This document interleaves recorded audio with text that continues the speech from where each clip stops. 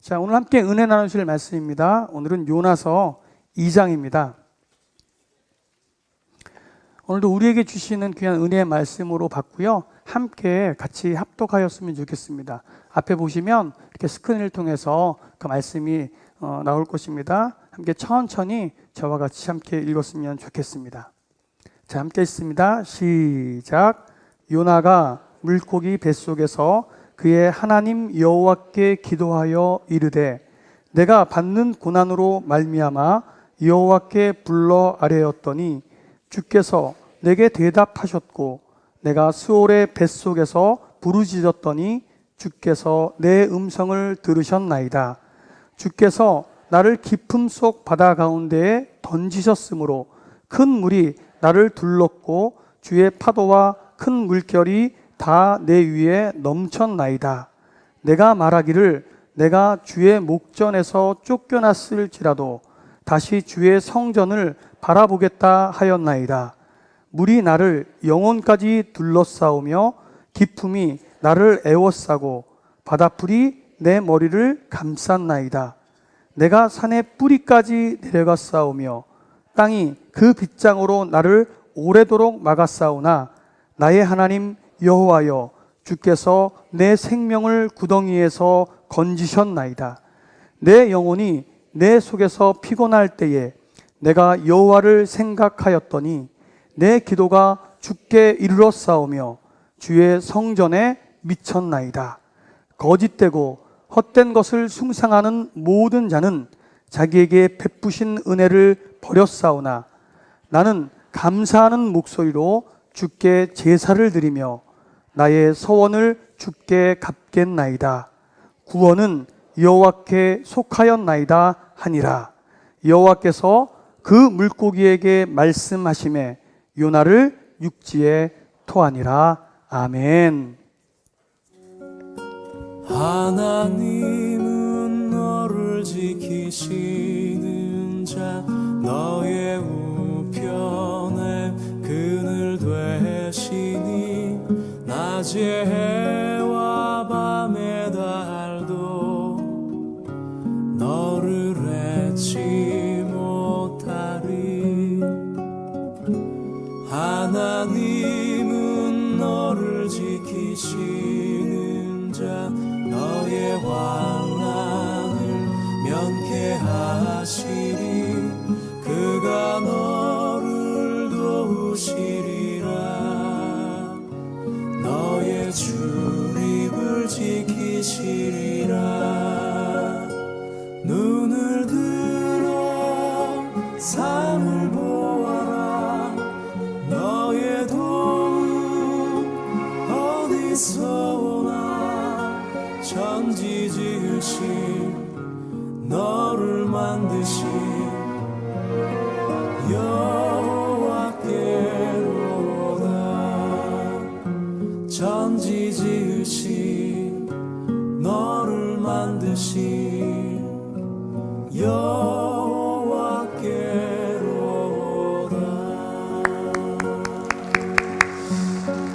지난 한 주간 동안도 주님 사랑 안에 머물다가 오늘 펀처치 베들기 오신 여러분들을 환영합니다. 우리 옆 사람에게 손을 뻗어서 함께 축복하겠습니다. 눈을 들어 산을 보아라. 너의 도움 어디서 오나. 천지 지으신 너를 만드신 여호와께로다.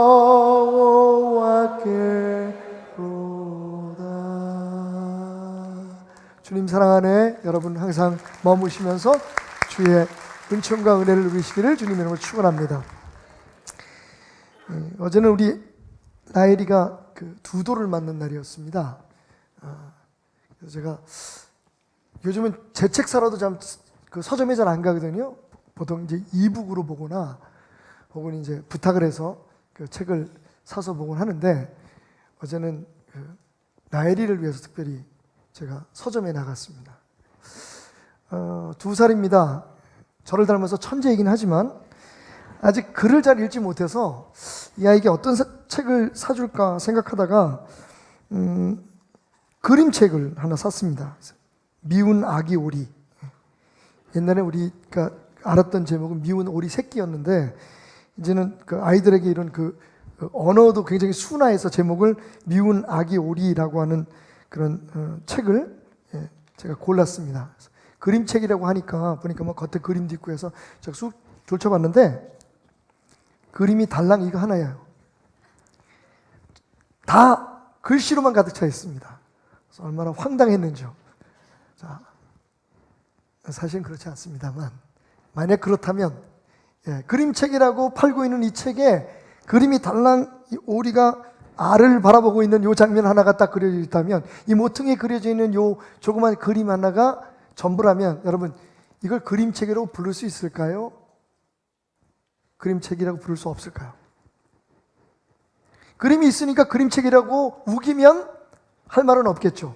하지만 우리가 이것을 그림책이라고 부르기에는 조금 뭔가 부족함이 있다라는 느낌을 갖지 않을 수가 없습니다. 요나서 이야기해 볼까요? 여러분, 요나서가 선지서입니까? 아닙니까? 당연히, 그죠? 우리가 성경을 편집할 때 요나서는 17권의 선지서 중에 그것도 소선지서 12권 사이에 있습니다. 그러니까 요나서는 선지서다라고 우리가 생각하고 있는데, 여러분, 선지서가 뭡니까? 선지서는 말대로 하나님께서 선지자, 히브리 말로 나비라고 하는 사람들을 통해서 하나님의 말씀을 대언하게 하신 거잖아요. 그러니까 선지서의 대부분의 내용은 하나님이 하신 말씀으로 가득 차 있어야 합니다.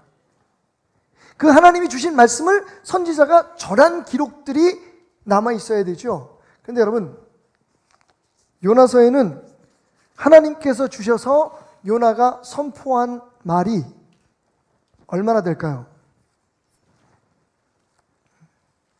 깜짝 놀라실 거예요. 여러분, 요나서가 참고로 1장이 17절, 2장이 10절, 3장이 10절, 그리고 4장이 11절입니다. 그래서 모두 48절로 이루어져 있어요. 4장 48절. 그런데 그 중에서 정말 선지서답다, 하나님께서 요나에게 주셔서 요나가 세상에 선포한 말은 달랑 한 절입니다. 안 놀라시는군요. 다 알고 계셨나요? 제가 죄송합니다. 저는 요번에 알았습니다. 말씀을 묵상할수록 새로운 걸 자꾸 깨닫게 되는데, 우리가 흔히 그 단내림 효과라 그러죠. 저는 요나서가 선지서 안에 있으니까, 그 캐테고리 안에 들어가 있으니까 당연히 하나님께서 주셔서 요나가 선포한 말들로 가득 차 있다고 하는 선입견을 가지고 있었나 봅니다. 그런데 요번에 성경을 읽다가 깜짝 놀랐어요. 요나서에 하나님 말씀을 제대로 선포한 건 딱 한 구절이에요. 48절 가운데. 그것도 한 절 전체가 아니라 몇 마디 안 돼요. 자, 우리 확인해 보십시다. 3장 4절. 요나서 3장 4절을 보면, 요나가 그 성읍에 들어가서 하루 동안 다니며 외쳐 이르되, 여기까지는 이제 설명이죠. 설명. 요나가 그 성읍에 들어가서 하루 동안 외쳐 이르되, 자, 그 다음이 요나가 하나님의 말씀을 대언한 딱 그 부분이에요. 40일이 지나면 니느웨가 무너지리라. 한번 따라해 볼까요? 시작. 40일이 지나면 니느웨가 무너지리라. 달랑 그게 전부예요. 자, 고민이 되는 거죠. 이걸 선지서라고 해야 되나? 선지서가 아닌가? 여러분, 그 한마디조차도 한 절 다 채우지도 못한 그 짧은 한마디, 쉽게 말하면 이런 거예요. 니네 큰일 났어. 이제 니네 40일 있으면 망해. 여러분, 이게 하나님의 말씀을 대언한 겁니까? 아니면 그냥 자기가 하고 싶은 말을 한 겁니까? 이건 거의 저주예요. 그죠? 그러니까 예를 들면 그 뒤에 이런 말이 붙어야 되잖아요. 그러니까 니네 빨리 여호와 하나님을 믿고, 니네들이 하나님을 그동안에 믿지 않은 사람들이었지만 하나님을 알고 하나님을 믿고 회개해. 그럼 하나님이 너희를 구원해 주실 거야. 당연히 그런 메시지가 따라 붙어 있어요. 우리가 생각할 때는 이게 선지서다라고 인정할 만한데, 사실 요나가 한 말은 저주에 가깝습니다. 니네 큰일 났어. 니네 망했어. 이제 망했다. 니누에 망했다. 아수르는 끝났다. 이 얘기를 하고 다닌 거예요. 자, 정말 이상한 선지서입니다. 정말 이상한 예언서입니다. 그런데 그렇다면 하나님께서 왜 이 이상하고 핵에 망측한 선지서를 여기에 딱 담아 놓으셨느냐 하는 거죠. 성경이 하나님의 말씀이라는 것을 우리가 인정할 때 분명히 이 선지서 같지 않은 선지서 안에는 하나님께서 우리에게 들려주고 싶은 메시지가 있었을 거란 겁니다. 그죠? 그게 뭘까요?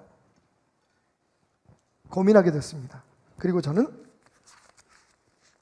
무릎을 치며 이런 답을 찾아냅니다. 한번 따라해 보실까요? 하나님의 은혜가 답이다. 그러니까 결국 요나서 전체는 하나님의 은혜에 대한 이야기예요. 처음부터 끝까지.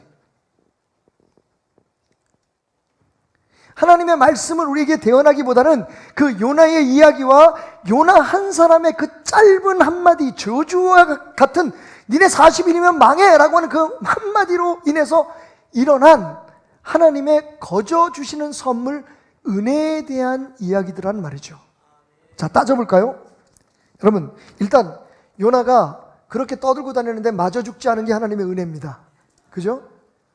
제가 지난주에 말씀드렸잖아요. 1919년 만약 어떤 목사님이 경성 목판을 돌아다니면서 1번 망했다, 1번 40일이면 망한다, 1번 이네들 망했어 하고 돌아다닌다고 치십시다. 하루 동안 잠시 외치고 숨은 게 아니라 하루 온종일 일본은 망했다, 일본은 망했다, 일본은 망했다, 요것만 또 편집해서 보내라.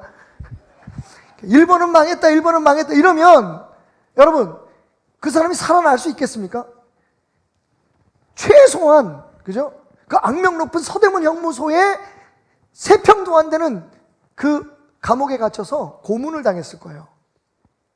근데 희한한 건 요나는 옷자락 하나 건드린 사람이 없었어요. 미친놈 아니야 이거? 아니 우리가 믿지도 않는 여호와 하나님의 선지자라는 사람이 와가지고 여러분 왜 망하는지 이유도 얘기 안 해요. 누가 그렇게 망하게 한다는지 얘기도 안 해요. 그냥 달랑 성경대로 말하면 요나가 한 말은 이게 전부예요. 니느웨는 40일이면 망한다. 니네 큰일 났다. 끝났다. 근데요 니느웨 사람들이 요나를 한 명도 건드리지 않아요.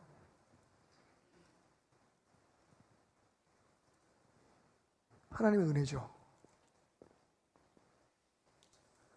더 놀라운 건 그렇게 짧게 되는 둥 마는 둥 저주와도 딱 한마디 외치고 다녔는데 여러분 여태까지 여호와 하나님을 믿지도 않았던 니느웨 성이 온통 뒤집어집니다.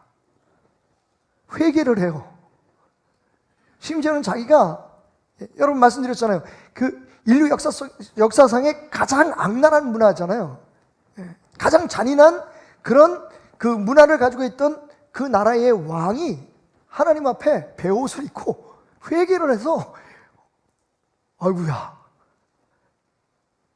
니느웨가 전부 다 구원을 받아요. 은혜죠?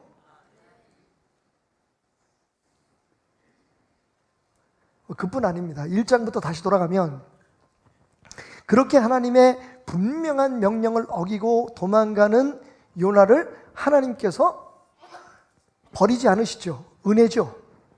그가 한 행동으로 보면 하나님께서 쓸 사람이 요나밖에 없겠습니까?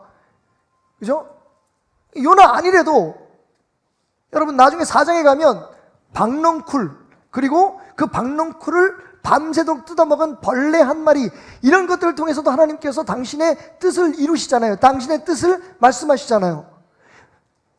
생명도 없는 바닷물, 파도, 바람, 물고기 이런 걸 통해서 하나님께서 역사하시잖아요. 근데 하나님이 굳이 요나라고 그건 말도 더럽게 안 들어먹는 지 고집으로 자기 뜻대로 하나님이 잘못됐다. 하나님 지금 잘못하고 계시는 거다. 나는 내가 옳다고 생각하는 대로 하겠다라고 고집 부리는 그 선지자라고 하는 소위 하나님의 종이라고 말하는 그 사람을 끝까지 이렇게 사용해서 하나님의 뜻을 이룰 이유가 있어요? 없어요? 없어요. 근데 하나님이 요나를 버리지 않아요. 마침내 요나가 자기의 죄를 깨닫고 나를 물에다 던져라. 내가 죽어야만 이 파도가 멈출 것이다. 여러분들이 해를 받지 않으려면 내게 모든 책임을 다 지게 해라. 그리고 물로 뛰어드는데 근데 여러분 자기가 죽겠다고 뛰어든 그 요나를 물고기를 딱 예비하고 계셨다가 살려주십니다. 은혜죠. 더 기가 막힌 건 점점 더 기가 막혀요. 물고기 뱃속에 들어가서 3일 밤 3일 낮을 소화가 안 되고 살았어요. 이건 정말 기적이고 은혜죠. 사실 그래서 요나서는 우리를 향한 하나님의 어떤 메시지나 너희들이 이렇게 하나님을 믿어라, 너희가 하나님을 이렇게 믿어야지 살아날 수 있다라고 하는 그런 말씀을 선포하는 게 아니라 하나님의 은혜를 알아라. 은혜가 답이다. 모든 것이 은혜다. 은혜 아니면 너희는 살아갈 수 없다. 은혜 아니면 너희가 하나님의 백성 될 수 없다. 은혜가 아니면 안 된다. 하나님의 은혜가 쭉 밑줄 긋고 답이다. 그 얘기를 우리에게 들려주고 있는 거라는 겁니다. 아멘. 로마서에서 사도 바울이 이렇게 말하죠. 모든 것이 하나님의 은혜라는 겁니다. 모든 사람이 죄를 범하였음에 하나님의 영광에 이르지 못하더니 그리스도 예수 안에 있는 속량으로 말미암아 하나님의 은혜로 값없이 의롭다 하심을 얻은 자가 되었느니라. 은혜, 즉 하나님의 값없이 주시는 어떤 대가가 아닙니다. 어떤 우리의 노력의 대가나 혹은 우리의 어떤 헌신과 희생의 대가가 아니라 하나님께서 그냥 사랑하셔서 주신 그 선물, 은혜로 말미암아 우리가 구원을 받고 그 은혜로 말미암아 오늘도 우리가 살아가야 함을 사도 바울은 우리에게 말해주고 있습니다. 요나서는 우리에게 그 하나님의 은혜에 깊이 빠질 것을 요구하고 있습니다. 너희들이 왜 그 은혜를 잊고 살아가느냐고 우리를 깨우치고 있는 말씀입니다.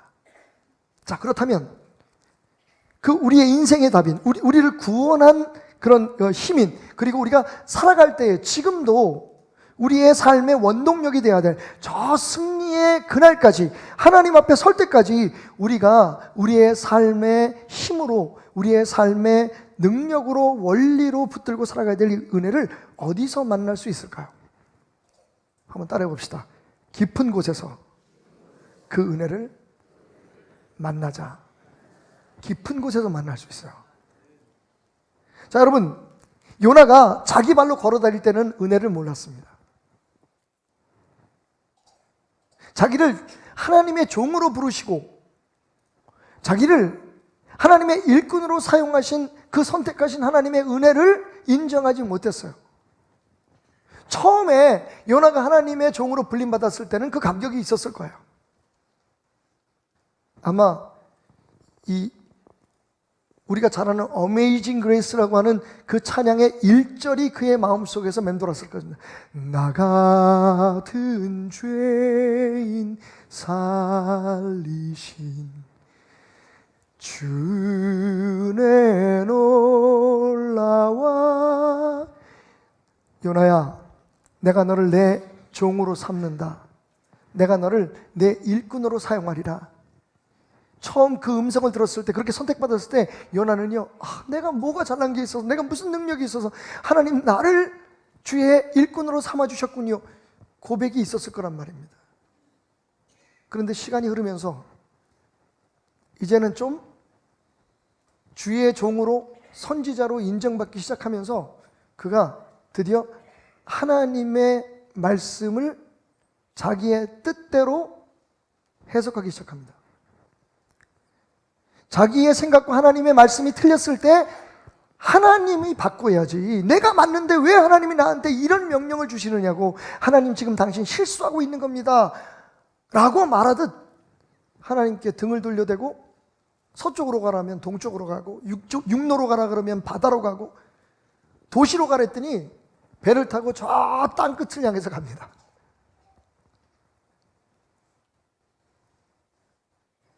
여러분, 내 힘으로, 내 능력으로, 내 방법으로 할 수 있다고 생각할 때 요나는 그를 구원하시고 그를 하나님의 일꾼으로 살게 하신 그 은혜를 잊어버립니다. 그런데 그가 그 은혜를 다시 만나게 된 곳이 어딜까요? 요나가 물고기 뱃속에서 그의 하나님 여호와께 기도하여 이르되 내가 받는 고난으로 말미암아 여호와께 불러 아뢰었더니 주께서 내게 대답하셨고 내가 수월의 뱃속에서 부르짖었더니 주께서 내 음성을 들으셨나이다. 요나서 2장 1절과 2절이죠. 물고기 뱃속에서였어요. 그것도 저 바다 밑, 저 땅끝, 산에 뿌리가 있는 그 밑에 땅속에 파묻혀서 스스로의 힘으로 빠져나올 수 없는 그 막막함 속에서 요나는 고백합니다. 하나님이 내 음성을 들으셨구나. 하나님께서 나를 구원해 주셨도다. 여러분 죄송하지만 둘 중에 하나예요. 정말 우리가 하나님의 뜻대로 하나님의 은혜 가운데 살려면 우리 스스로 하나님 앞에 두 손 다 들고 나는 내 힘으로 할 수 없습니다 라고 고백하든지, 아니면 하나님께서 우리를 그렇게 만들어 버리시든지. 요나는 후자죠. 스스로 하나님 앞에 하나님 말씀이 옳습니다. 내 생각은 그게 아닌데 하나님이 그렇게 말씀하시면 저는 하나님 말씀대로 하겠습니다. 왜냐하면 그것이 하나님의 은혜이기 때문에 고백했다면 아마 요나는 물고기 뱃속에 들어가서 그 고난을 겪지 않았어도 될 거예요. 만약 이것도 아니고 저것도 아니면 여러분 하나님의 사람 아니에요. 그냥 여러분 살게 내버려 두면 하나님 사람 아니에요. 그러니까 우리가 하나님 앞에 굴복하든지 아니면 하나님이 우리를 굴복할 수밖에 없는 상황으로 몰아치든지, 아마 여러분들 이미 여러분의 인생의 어느 시점에서는 그것을 경험하셨을 거예요. 여러분 힘으로는 살 수 없고 여러분 능력으로 살 수 없어서 주님 당신이셨군요. 그렇게 고백했던 그 순간이 아마 있었을 거예요. 시간이 지나면서 우리는 하나님과 대화하는 것을 멈춥니다. 이제는 알거든요. 나도 성경 좀 배웠거든요. 그게 내가 하나님의 말씀에 직접 대화해서든지 아니면 누가 가르쳐줬든지 그게 주입식이든지 아니면 자기 주도식이든지 하나님의 말씀을 좀 안단 말이에요. 하나님 이런 분이야. 하나님 이렇게 이런 거 하면 기뻐하셔. 하나님이 저렇게 하면 좋아하신대. 그 다음부터는 하나님이 무슨 말씀을 하시면 거기에 대해서 묻지 않아요. 그냥 내가 생각하고 내가 아는 대로 그냥 하나님을 믿어드립니다. 그러면서 얘기하죠. 하나님, 내가 이만큼 했으니까 당연히 나 복 주셔야 되는 거 아닌가요? 그렇지 않으면 하나님 아니죠. 내가 이렇게 열심히 주님을 섬기고 이렇게 희생했는데, 여기까지 희생했는데 하나님 내 기도 안 들어주시면 하나님 아닌 거죠. 여러분, 어느 시점에선가 우리는 하나님과 대화하는 것을 멈추기 시작합니다. 그 다음 단계가 뭐예요? 하나님을 우리 뜻대로 바꿔놓으려고 합니다. 하나님 당신 틀렸습니다. 아무리 생각해도 그건 바른 길이 아닙니다. 그건 바른 뜻이 아닙니다. 하나님 지금 실수하고 계신 거죠. 나는 내 뜻대로 하겠습니다. 하나님 날 따라오시든지 아니면 말든지. 요나가 지금 그 단계예요. 하나님 앞에 기도하지 않았죠? 하나님 앞에 왜 그런 부당한, 내가 생각할 때는 말도 안 되는 명령을 내게 주셨느냐고 하나님 앞에 겸손히 묻지 않았습니다. 거기서 끝난 게 아니라 하나님 따라오라고 합니다.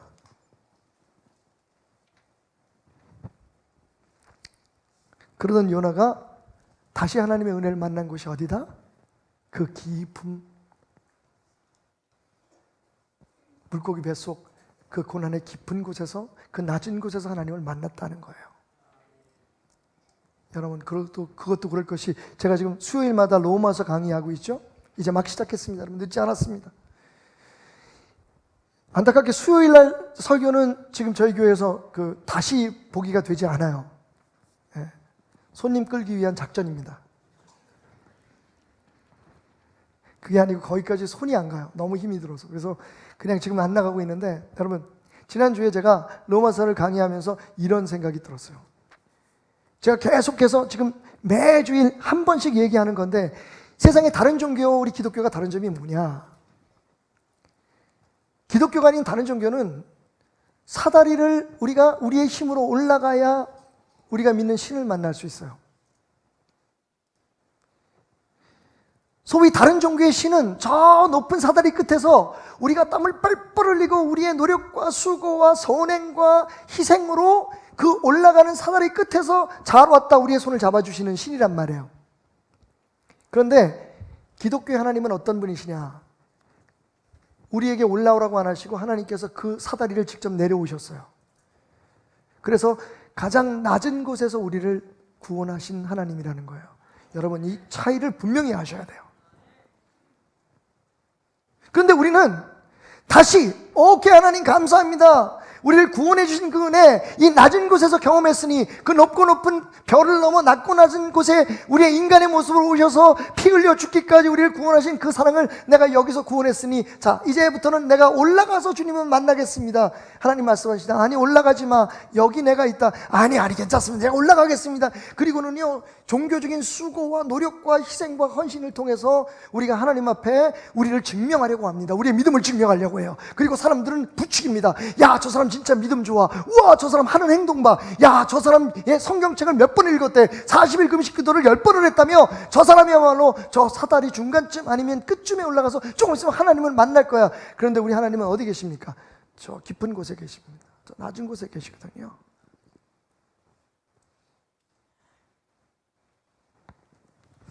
정말 그 하나님을 만나고 그 하나님이 거저 주시는 은혜를 다시 깨달을 수 있는 방법이 뭘까요?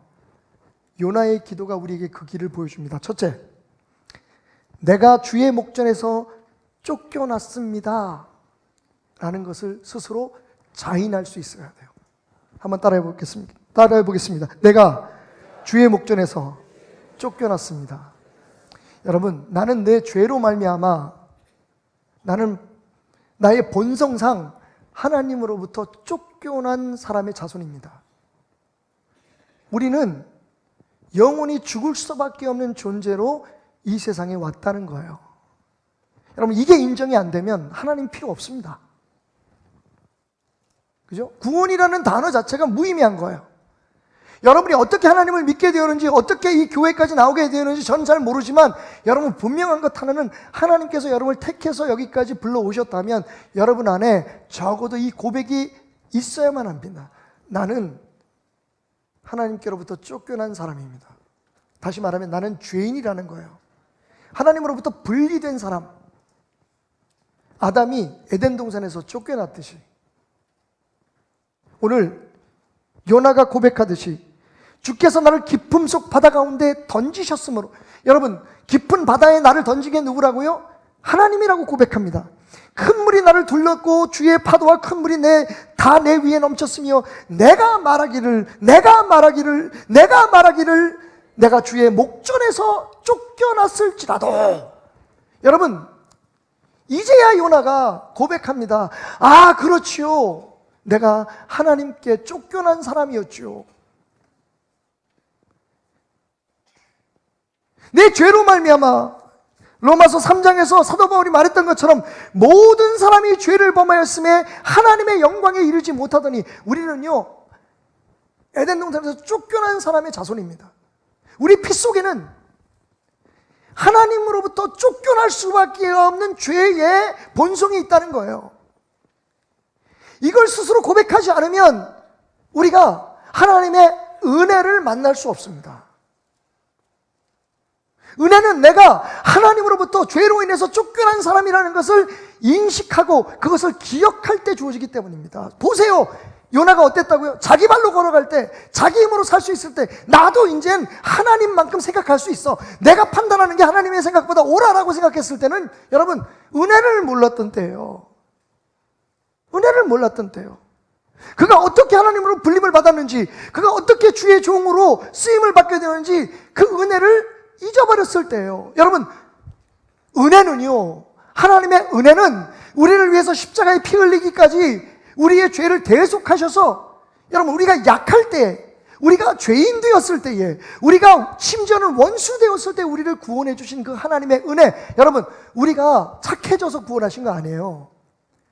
우리가 죄를 스스로 깨끗이 해서 거룩해졌을 때 하나님이 우리를 구원하신 거 아닙니다. 우리가 강해지고 우리가 튼튼하고 우리가 완벽해졌을 때 하나님이 이제 내가 너를 구원하겠다는 생각 아니에요. 분명히 성경은 말하기를 우리가 여전히 죄인이고 약하고 심지어는 하나님 앞에 원수고 행할 그때에 하나님께서 우리를 그 은혜로 선택해 주셨다는 거야. 아멘? 그걸 잊어버렸어요 지금 요나가. 여기 아이러니가 있습니다. 생각해 보세요. 버림받았던 자기를, 영원히 죽을 수밖에 없는 자기를 하나님의 백성으로 불러주시고 하나님의 종으로 삼았던 그 은혜는 아는데 지금 자기가 생각할 때 마땅히 저주받고 멸망받고 죽어도 쌀만한 민족, 아수르 사람들이 구원받는 거, 하나님이 그들을 구원한다는 것은 동의를 못하겠다는 거예요. 은혜를 잊은 거죠. 내가 어떻게 구원받았는지, 내가 어떻게 주의 종이 됐는지, 내가 어떻게 목사가 되고 장로가 되고, 내가 어떻게 주의 백성으로 불림을 받게 되었는지 하는 것을 만약에 우리가 기억해낸다면, 혹시 우리한테 좀 실수를 하고 우리가 볼 때 저 사람은 도대체 자격이 없어, 아니 저렇게 하면서도 무슨 주의 일꾼을 한다 그래, 아니 저 사람이 주의 종이 맞아? 라고 하는 사람을 만날 때도, 여러분, 우리가 만약 우리가 어디에서 구원함을 받고 어디에서 주님의 사람으로 선택을 받았는지를 안다면, 여러분, 우리가 함부로 그들을 정죄할 수 없는 거죠.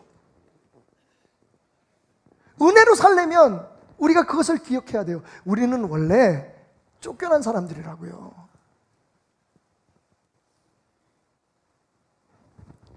자, 그런 고백이 있고 난 후에 당연히 이어서 우리에게 이런 고백이 따라오겠죠. 내 힘으로는 나를 구원할 수 없습니다.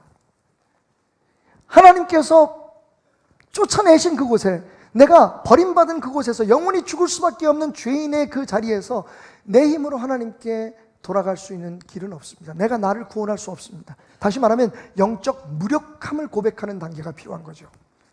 자, 5절과 6절을 볼까요?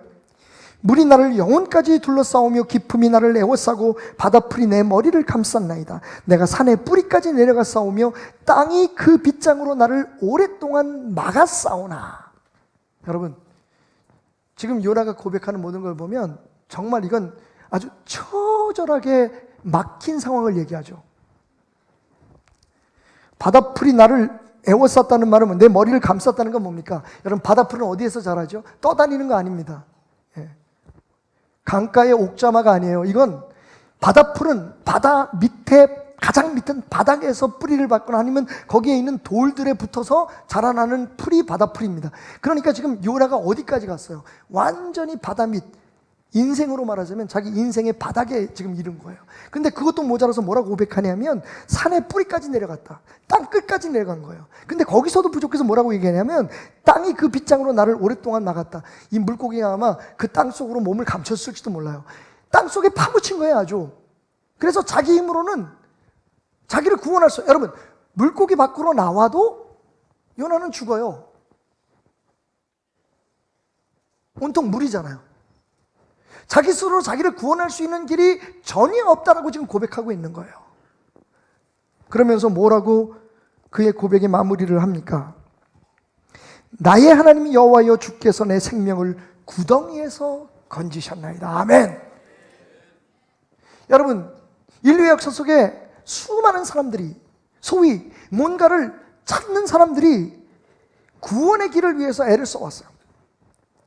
심지어는 요새 의학의 도움을 받아가지고 심각한 병이 있는 사람들이 지금 의학으로는 해결이 안 되니까 나중에 과학이 발전해서, 의학이 발전해서 그 치료법을 발견할 때까지 나를 얼려주십시오. 그래서 돈을 엄청나게 내고 자기 몸을 얼려서 지금 보관하고 있는 사람들이 있어요. 어떻게든지 영원히 건강하게 살고 싶은 거죠. 심지어는 얼마 전에 스페이스 X라는 프로젝트가 나왔는데, 그게 뭐냐 하면, 예전에는 무슨 우주 개발을 하거나 뭐 다른 어떤 별이라든지 이런 곳에 탐사를 하는 건 국가가 주도를 했다면, 이제는요 일반 기업에서 화성에 가서 살 사람, 금성에서 갈 사람을 모집을 해요. 이제 지구는 끝났다는 겁니다. 얼마 있지 않아서 이 지구는 끝이 날 테니까 거기까지는 또 하나님 말씀대로 잘 알아요. 근데 그 다음에 문제예요. 그러니까 우리가 어떻게 해야 된다고요? 빨리 우리가 살 수 있는 다른 별을 찾아야 된다는 거예요. 여러분, 매진됐어요. 그 로켓트가 언제 뜰지, 그리고 과연 사람이 살 수 있는 그 환경을 언제 만들지도 모르는데, 앞다퉈서 그 로켓트를 타려고 사람들이 자기 있는 재산을 다 털어서 탑승권을 샀단 말이에요. 그뿐이 아닙니다, 여러분. 그렇게 현실적으로 방법을 찾지 않은 사람도 철학에서, 혹은 심지어는 사람의 마음을 읽는다는 심리학에서 여러 가지 학문을 통해서 우리를 구원할 수 있는, 그래, 인간이 도대체 누구냐? 이 괴로움에서, 우리의 인간의 이 한계에서 우리가 어떻게 벗어날 수 있느냐? 여러 종교들과 그리고 여러 학자들이 구원의 길에 대해서 이야기하고 말하지만, 여러분, 우리 스스로가 우리를 구원할 수 있는 길은 없습니다. 그게 요나의 고백이에요. 여러분, 이 고백이 있어야 우리는 마침내 고개를 들어 하나님의 은혜를 의존할 수 있는 거예요. 요나는 자기가 할 수 있다고 생각했어요. 그리고 오늘 많은 사람들이 여전히 내가 나를 구원할 수 있다고 생각해요. 나를 행복하게 하고 나를 성공적으로 하고 나를 구원할 수 있는 힘이 내 안에 있다. 내 능력에 있다. 내 경험에 있다. 내 지혜에 있다. 여러분, 저는요, J.D. 그리어라고 하는 분이 복음 본색이라는 책에서 말한 것처럼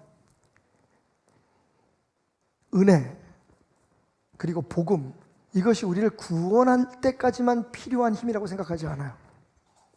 그게 우리의 문제예요. 분명히 여기서 누구에게든지 물어보면 예수 그리스도의 은혜가, 하나님의 그 크신 사랑이, 십자가에서 그 능력이 값없이 우리를 구원했다라는 데 다 동의하실 거예요. 근데 문제는 뭐냐면 거기까지예요. 내 삶이 은혜로 살아가지 않는다는 거예요. 지금까지만 고백을 한번 다시 한번 여러분들에게 정리해 드릴까요? 나는 죄인입니다. 내 힘으로 나를 구원할 수 없습니다. 근데 이것이 영원히 죽을 수밖에 없는 죄에서 구원함을 받은 거기에만 해당되는 게 아니라 매일매일의 삶 속에 고백되어야 된다는 거예요. 그래야만 은혜가, 복음이 우리의 힘이 돼요. 우리는 지금 복음은 저 개밥 그릇에 담아서 우리가 키우는 개들한테 주고 있습니다. 하나님이 날 구원해 주셨으니까 그 다음부터는 내 힘으로 살아야 되는 거예요. 지금 하나님 날 구원해 주셔서 너무 감사합니다. 오, 날 위해서 십자가에 흘리신 그 보혈의 능력에 대해서 저는 감격합니다. 하나님, 이제부터 내가 열심히 살게요. 내가 착하게 살게요. 누가 그렇게 말합니까?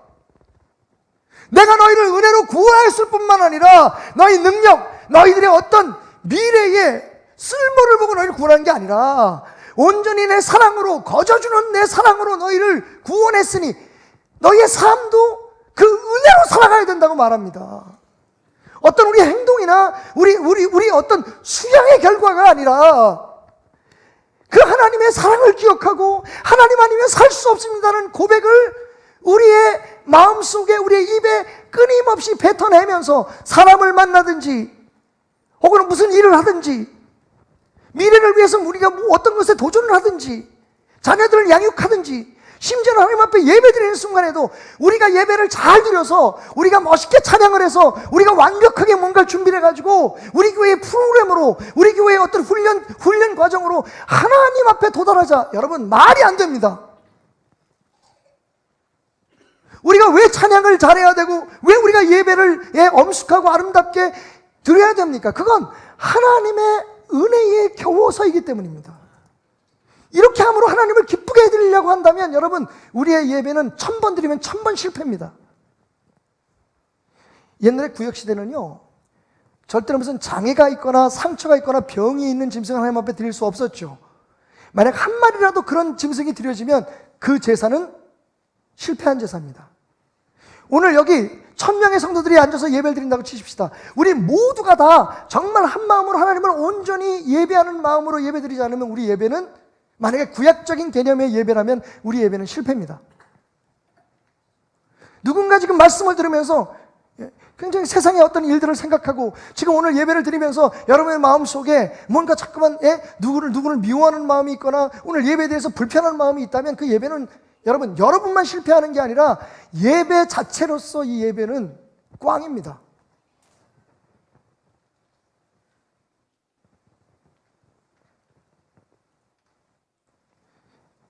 예배는 하나님의 은혜를 생각나게 하는 시간이어야만 하는 거예요. 그게 목적입니다. 그러면 목사의 설교는 뭡니까? 여러분, 이렇게 사십시오. 저렇게 살아야 복 받습니다. 여러분, 그게 아니라 그렇게 살아갈 수 있는 기본적인 원동력, 여러분이 하나님 앞에 복 받는 사람이 될 수밖에 없는 그 사실을 여러분들에게 깨닫게 해주는 것인데, 그게 뭐냐면 은혜밖에 없다는 거예요. 다시 말하면 우리가 자꾸만 말씀을 읽고 막 노력을 해서 하나님의 은혜를 깨닫는 게 아니라 하나님의 은혜를 깨닫는 순간 우리가 하나님을 더 알고 싶게 되고 하나님에 대해서 더 깊이 다가가게 되고 그리고 선행을 하게 되고 하나님이 기뻐하시는 일을 하게 되는 거예요. 은혜가 먼저인 거예요. 지금 우리가 바뀌었어요.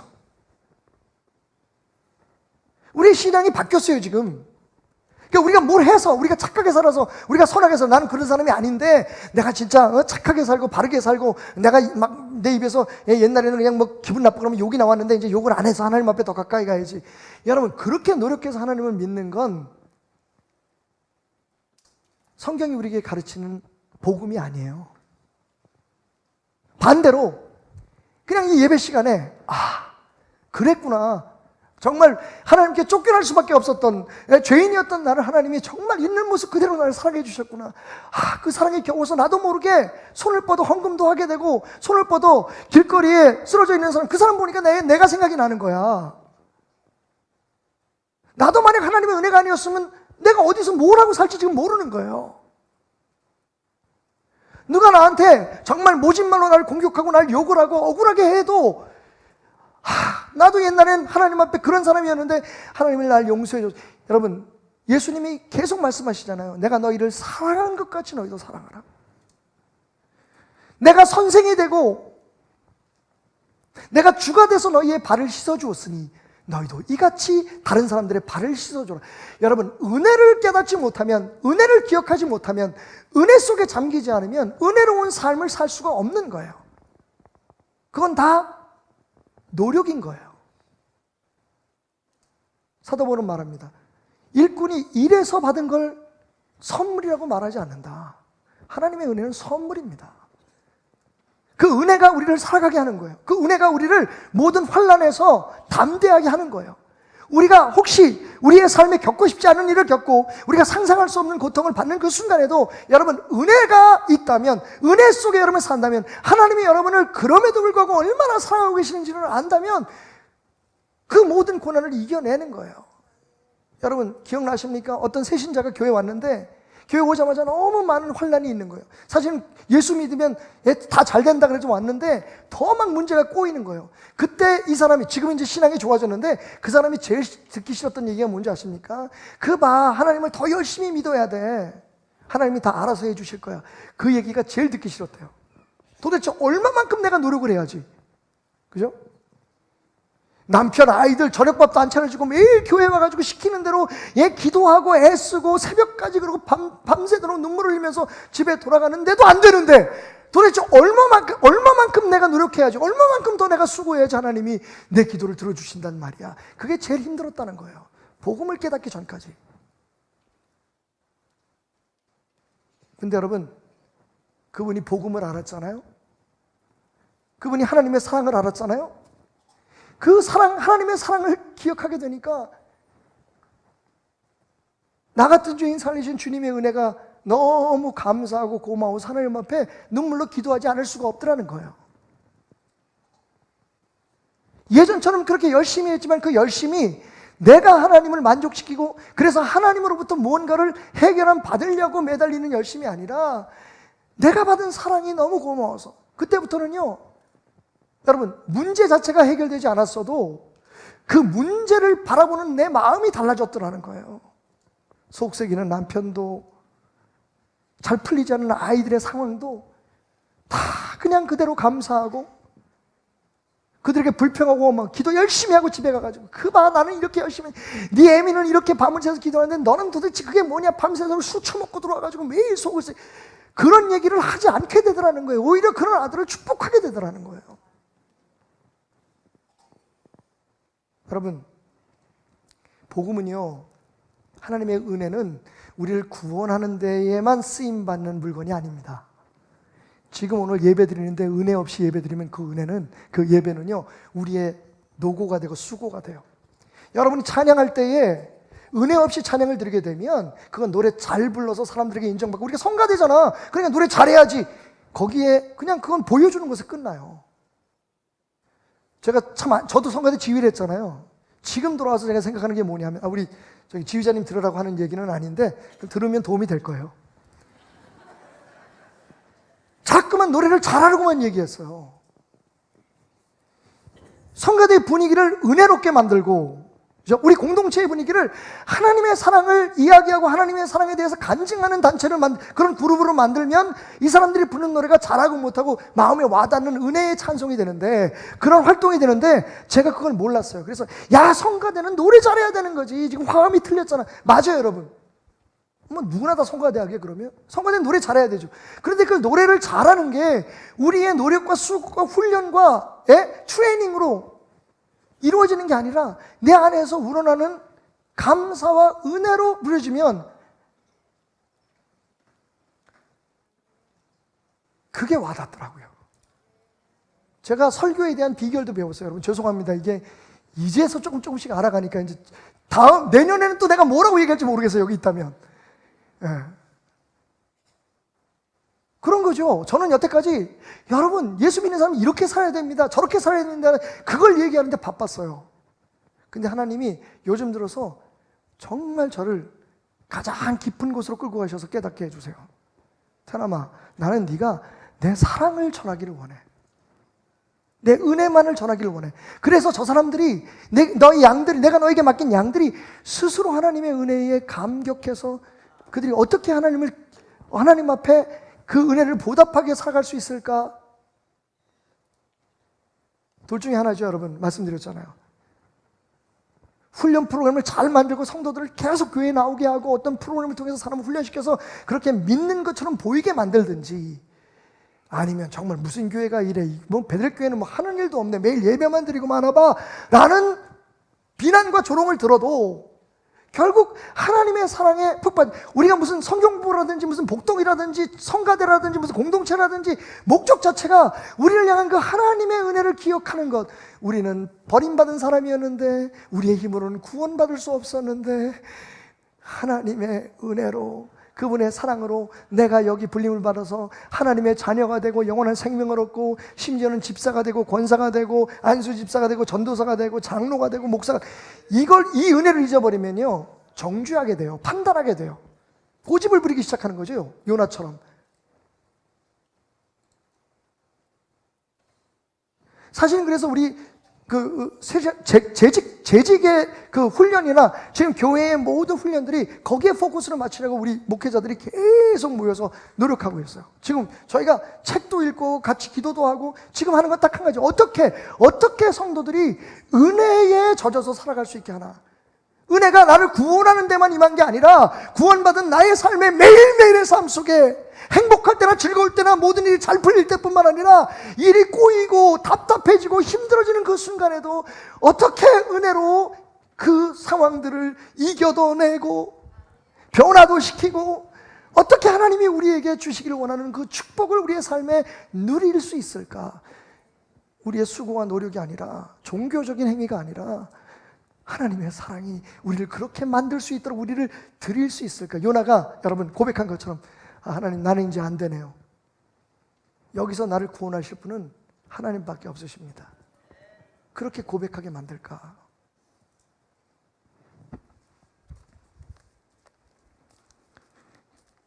자, 요나의 마지막 고백입니다. 구원은 여호와께 속하였나이다. 2장 7절부터 9절까지 읽겠습니다. 내 영혼이 내 속에서 피곤할 때에 내가 여호와를 생각하였더니, 여호와를 생각해내야 합니다. 은혜를 생각해내야 됩니다. 내 기도가 주께 이르러 싸우며 주의 성전에 미쳤나이다. 거짓되고 헛된 것을 숭상하는 모든 자는 자기에게 베푸신 은혜를 버렸사오나. 여러분, 우상 숭배의 시작이 어디서부터 시작되는 줄 아십니까? 하나님의 은혜를 잊어버릴 때 시작되는 거예요.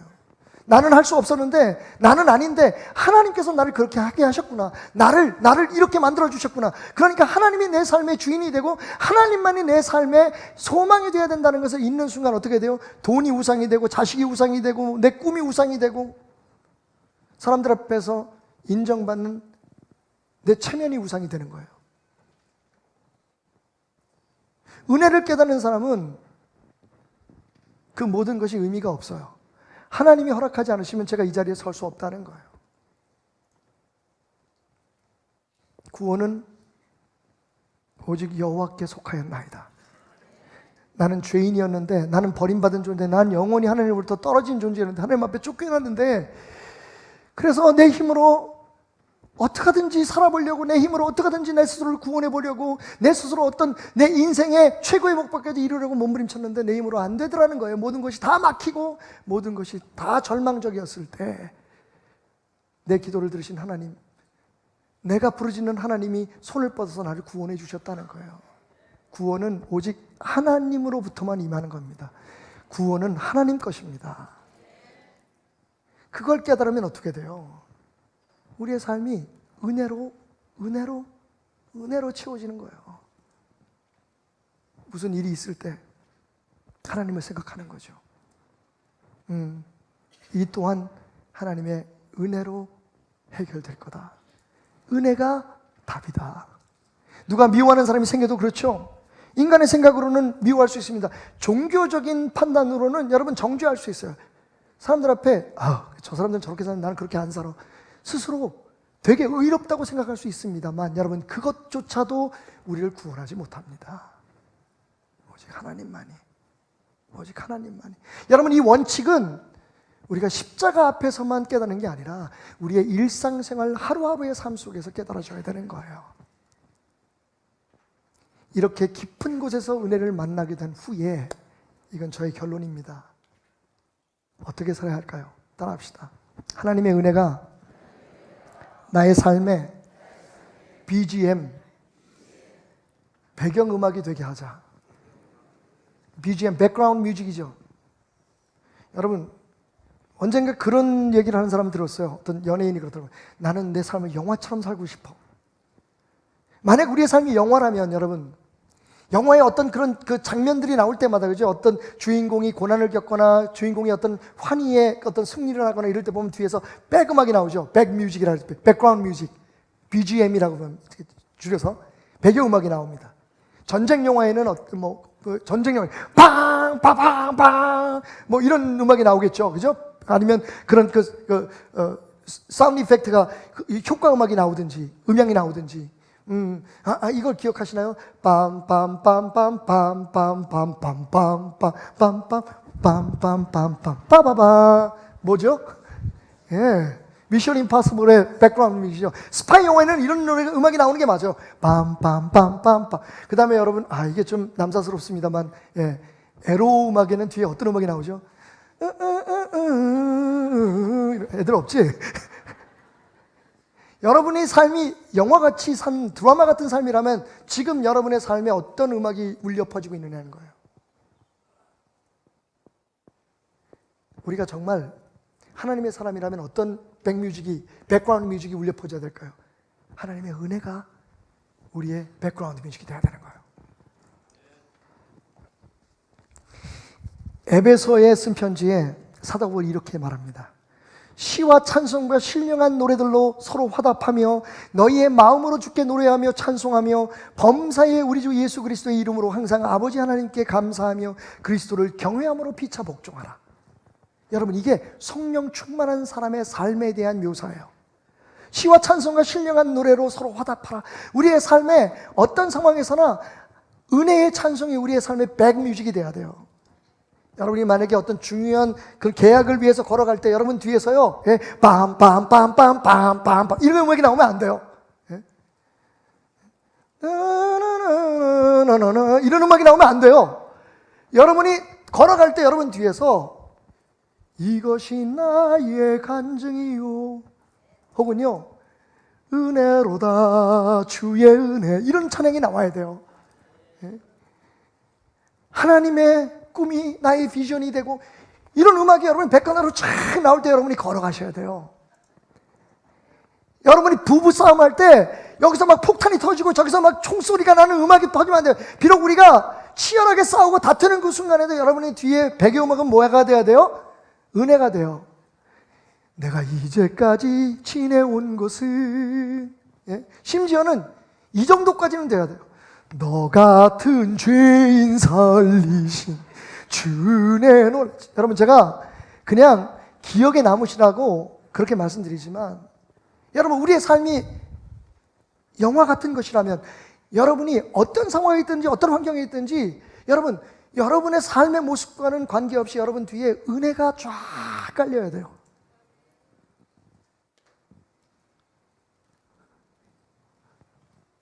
the music of grace be your BGM. 은혜의 음악이, 은혜의 찬송이 여러분의 삶의 배경이 되어야 돼요. 그러면 여러분 고난 앞에서도 담대할 수 있는 거예요. 우리가 상상하지 못했던 일을 만나도 승리할 수 있는 거예요. 정말 우리의 마음에 안 들고 우리의 기준에 안 맞는 그런 사람들도 우리가 정죄하지 않을 수 있는 거. 왜? 우리가 거저받았으니 freely we have received. freely we give.